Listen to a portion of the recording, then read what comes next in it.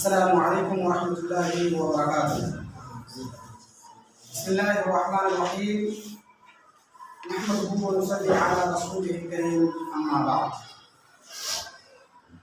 استاذ محترم، مصطفیٰ علمی ساتھیوں، آج باوقار مجلس میں تقریر کا عنوان ہے کامیاب کون، کتاب و سنت کی روشنی میں۔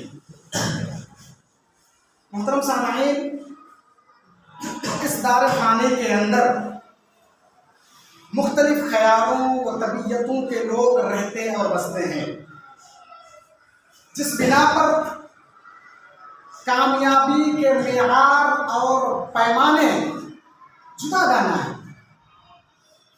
البتہ بالجملہ دیکھا جائے تو ہماری اکثریت دنیاوی جاہ و جلال اور عیش و آرام کو ہی کامیابی سے تعبیر کیا کرتی ہے، مگر بحیثیت مسلمان ہم یہ غور کریں کہ دنیا جسے کامیابی سمجھ رہی ہے، کیا یہی اصل کامیابی ہے؟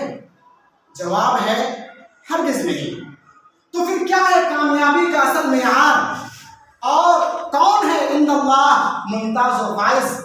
آئیے کتاب و سنت کی روشنی میں بالاختصار چند افراد کا تذکرہ سنتے ہیں۔ نمبر 1، قبولیت اسلام کی توفیق۔ محترم سامعین، اسلام اللہ رب العالمین کی سب سے عظیم نعمت ہے، چنانچہ جسے قبولیت اسلام کی توفیق مل گئی یقیناً وہ عند اللہ فائز اور ممتاز ہے۔ چنانچہ اللہ کے رسول صلی اللہ علیہ وسلم نے نبوت ملنے کے بعد تمام کفار مکہ کو جمع کر کے بوانگ جوہر یہ اعلان کیا تھا، یا ایھا الناس قولوا لا الہ الا اللہ تفلحوا، کہ اے انسانوں، اے لوگوں، اسلام قبول کر لو، رب کی وحدانیت، اس کی الوہیت کا صدق دل سے اقرار کر لو، کامیابی و کامرانی سے سرفراز ہو جاؤ گے۔ نہ صرف عرب بلکہ عجم کے بھی تم سردار بن جاؤ گے، اسلام قبول کر لو۔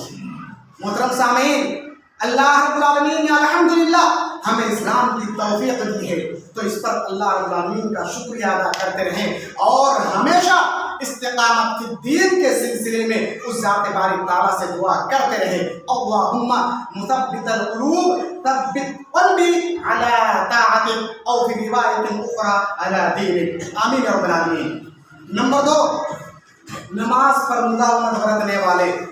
محترم سامعین، نماز دین کا بنیادی ستون ہے، ایمان اور کفر کے مابین حد فاصل ہے۔ نماز تمام مکلف بندوں پر فرض عین ہے، چنانچہ فرامین الہی اقیموا الصلاۃ وآتوا الزکاۃ اور ان الصلاۃ کانت علی المؤمنین کتابا موقوتا کو سامنے رکھ کر ہم تمام مسلمان انتہائی عاجزی و انکساری اور خشوع کے ساتھ نماز کی پابندی کریں۔ اللہ اور اس کے رسول صلی اللہ علیہ وسلم سے سچی اور حقیقی محبت کا ثبوت دیتے ہوئے نماز پر مداومت برتیں، کہیں ایسا نہ ہو کہ چھٹیوں میں گھر جا کر کے نماز کا کوئی خاص خیال نہ رکھیں، سست پڑ جائیں، مدارس کے اندر صف اول کے نمازی گھر جا کر کے پیچھے رہ جائیں، جماعت کا خیال نہ رکھیں اور کھیل کود میں پڑھ کر کے نماز کو ہی ترک کر دے، جیسا کہ عموماً ہمارے ساتھ ہوا کرتا ہے۔ سامعین حضرات، اللہ رب العالمین نے قد افلح المؤمنون الى قوله تبارک و تعالی والذین هم علی صلاتهم یحافظون، اور رسول اللہ صلی اللہ علیہ وسلم نے ان اول ما یحاسب به العبد یوم القیامہ صلاۃ فإن صلحت فقد انجح وافلح، فرما کر ہمیشہ نماز کی پابندی کرنے والوں کو کامیابی و کامرانی کی بشارت سنائیے، لہذا جہاں کہیں بھی ہم رہیں نماز کی پابندی کریں۔ نمبر 3، کامیاب وہ ہے جس کی نیکیوں کا پلڑا کل قیامت کے دن بھاری پڑ جائے۔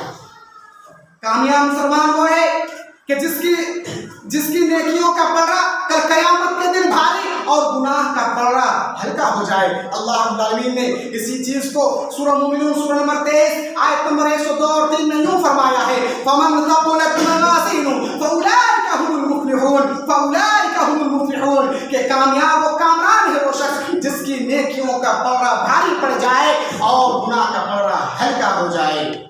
اس لیے ہم محترم سامعین، ہم یہ جانتے ہیں کہ یہ دنیا دار العمل ہے اور दारुल जज़ा। इसलिए याद रखें कि हमें आज की ये जिंदगी सिर्फ और सिर्फ इसलिए मिली है ताकि हम बेहतरीन कल की तैयारी कर सकें। लिहाजा इस दुनियावी जिंदगी में अपने नामाए अमाल को बेहतर से बेहतर बनाने की हमेशा कोशिश करते रहें।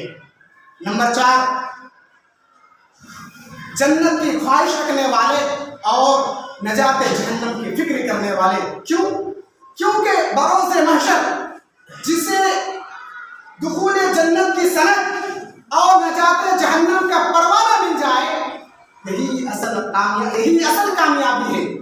अल्लाह रब्बुल आलमीन सूरह आल इमरान सूरह 3 आयत नंबर 185 का इरशाद फरमाया है, फमन ज़ुहज़िहा अनिन नारि व उदखिलल जन्नह फक़द फ़ाज़, के कामयाब व कामरान है वो शख्स जो जहन्नम से बचा लिया गया, और नाकाम, नामुराद और इंतहाई बदनसीब है वो जो जहन्नम से नहीं बचाया गया और उनका ठिकाना जहन्नम हो गया।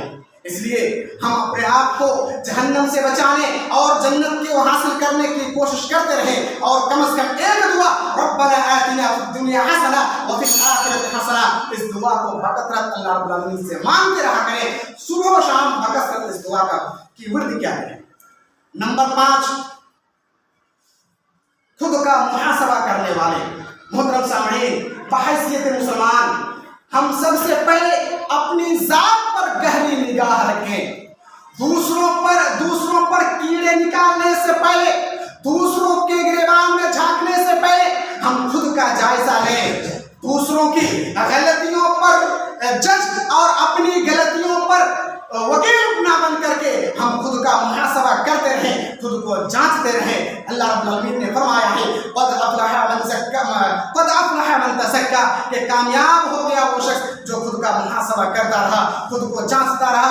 खलीफा सानी हज़रत उमर फारूक रज़ियल्लाहु तआला अन्हु हमेशा कहा करते थे, या अय्युहन नास हासिबू क़ब्ल अन तुहासबू, कि ऐ लोगों अपने आप का मुहासबा करते रहो, खुद को जांच लिया करो, इससे पहले कि मौत आ जाए और तुम्हारा हिसाब किताब शुरू हो जाए, तुम्हारी जांच पड़ताल शुरू हो जाए। लिहाजा हम सभी हजरात दूसरों पर बेजा तनकीद करने से पहले खुद का जरूर जायजा लें कि हम किस पानी में हैं। दुआ है कि अल्लाह रब्बुल आलमीन कही गई बातों पर हम तमाम लोगों को इखलास के साथ अमल करने की तौफीक दे और हमारा शुमार कामयाब लोगों की फहरिस्त में कर दे। आमीन या रब्बुल आलमीन। अस्सलामु अलैकुम व रहमतुल्लाहि व बरकातुहू।